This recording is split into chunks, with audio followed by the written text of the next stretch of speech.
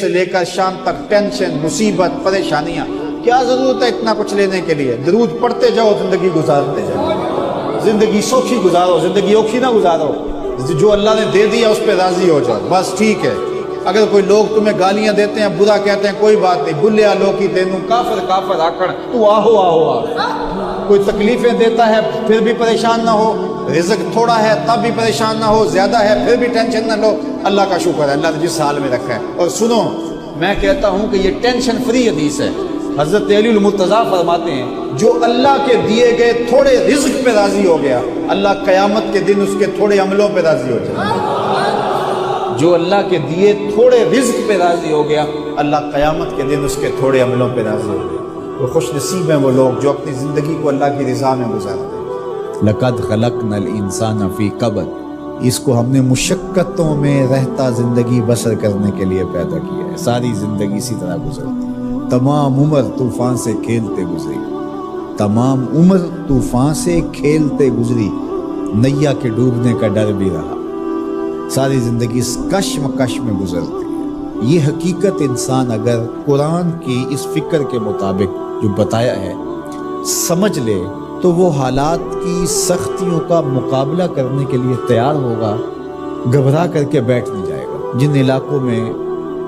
روزانہ کی بنیاد پہ یا موسم اس طرح کا ہے کہ کسی وقت بھی بارش شروع ہو جاتی ہے، تو ہم دیکھتے ہیں لوگ گھروں سے نکلتے ہیں، مطلع ابر آلود بھی نہیں ہوتا، لیکن وہ ہاتھوں کے اندر چھتڑیاں پکڑ کے جا رہے ہوتے ہیں کہ موسم کسی وقت بھی تیور بدل سکتا ہے، تو ہمارے پاس چھتڑی موجود ہونی چاہیے۔ دیہاتوں کے اندر جنگلوں میں رہنے والے لوگ جب گھر سے باہر نکلتے ہیں، ڈیرے کو جاتے ہیں، تو ایک عصا ساتھ رکھتے ہیں کہ کوئی موذی جانور آ سکتا ہے، کوئی سانپ نکل سکتا ہے، تو ہم اس کے لیے ذہنی طور پہ تیار ہوں۔ اور اگر یہ ذہنی طور پہ تیار نہ ہو تو سانپ کو دیکھ کے گھبرا جائے گا اور رونا شروع کرے گا یا آگے لگ کے بھاگ جائے گا، نتیجہ کیا کہ اذیت میں مبتلا۔ لیکن اگر اس کو پتہ ہے کہ یہ کھیت ہے، یہ جنگل ہے، یہاں یہ ہوتا رہے گا، تو جب بھی سانپ کوئی موذی جانور آئے گا یا اسے مار ڈالے گا یا اسے بھگا دے گا اور پھر اپنے کام پہ چلا جائے گا، اس کے ذہن میں بھی نہیں ہوگا کہ راستے میں مجھے آج یہ مصیبت آئی۔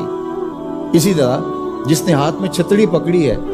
اور راستے کے اندر تھوڑا سا موسم کا تیور بدلا، چھتڑی کھولی، سر پہ لے لی، 2-4 قطرے برسے تو موسم پھر صاف ہو گیا، پھر اس کو سمیٹا اور ساتھ لے لیا، بات ختم۔ اس کو یاد بھی نہیں ہوگا کہ بارش ہوئی تھی یا نہیں ہوئی تھی، زندگی کے معمولات میں شامل ہے، چونکہ وہ اس کی تیاری کرتا ہے، اس کے ذہن میں ہے موسم ایسا ہے کہ بارش بھی آ سکتی ہے، کڑکتی دھوپ بھی ہو سکتی ہے، لیکن جو اس کے لیے ذہنی طور پہ آمادہ ہی نہیں ہے، اچانک نکلتا ہے تو بارش آ جاتی ہے تو پھر وہ گھبرا جاتا ہے، کبھی دیوار کے ساتھ لگتا ہے، کبھی کسی شیڈ کے نیچے ہوتا ہے، کبھی کچھ کرتا ہے، کبھی کچھ کرتا ہے، اور کپڑے بھگو کے واپس آتا ہے گھر، اور آتے ہی کہتا ہے مجھے گرم دودھ دو، مجھے تو سردی لگ رہی ہے، اس لیے کہ وہ ذہنی طور پہ تیار نہیں تھا، گھبرایا ہوا ہے، رنگ اڑا ہوا ہے، چہرہ زرد ہے، کیا ہوا؟ وہ میں نے سانپ دیکھا وہاں، چونکہ اس نے مقابلے کے لیے ذہن ہی نہیں بنایا تھا اور وہ ایسے نکل گیا، اچانک دیکھا اور گھبرا گیا۔ اسی طرح آپ کوئی کام کرتے ہیں کسی فیکٹری میں، ذمہ داریوں کا بوجھ آپ کے سر پہ، آپ کو پتہ ہے کہ یہاں مسائل ہوں گے، مصائب ہوں گے، 2 لوگ الجھ سکتے ہیں، مسائل ہو سکتے ہیں، کوئی خیانت ہو سکتی ہے، جھوٹ ہو سکتا ہے، لوگوں کا آپس میں تناؤ ہوگا، آپ ذہنی طور پہ یہ سارا میں نے فیس کرنا ہے، تو یہ جب ذہن ہوگا تو پھر آپ اس کو ایک روٹین کے عمل کے طور پہ کرتے رہیں گے تو گھبراہٹ نہیں ہوگی۔ لیکن اگر آپ اس کے لیے تیار نہیں ہوں گے تو پھر آپ کو بہت تکلیف ہوگی۔ تو اللہ تعالیٰ نے یہ پہلے ہی بتا دیا، ہم نے تمہیں ڈیزائن اس طرح کیا ہے کہ یہ تمہارے ساتھ زندگی میں سب کچھ ہونے والا ہے، تکلیفیں بھی ہیں، آلام بھی ہے، حسد بھی ہے، بغض بھی ہے، کینہ بھی ہے، حقد بھی ہے، نفرت بھی ہے، اپنوں بیگانوں کا شر بھی ہے، شریکہ برادریاں بھی ہیں، دشمنیاں بھی ہیں، حالات کی ٹھوکریں بھی ہیں، غربت بھی ہے، امارت بھی ہے، بیماریاں بھی ہیں، صحت بھی ہے، سب ساتھ چلتا رہے گا، زندگی کے ساتھ کتنا کچھ جڑا ہوا ہے، تو پھر اس کو گھبراہٹ نہیں ہوگی۔ تو یہ زندگی کے ساتھ جڑی ہوئی چیزیں ہیں۔ لَقَدْ خَلَقْنَا الْإِنسَانَ فِي كَبَدٍ، تمہیں پیدا ہی کیا گیا ہے مشقتوں میں رہتا ہوا،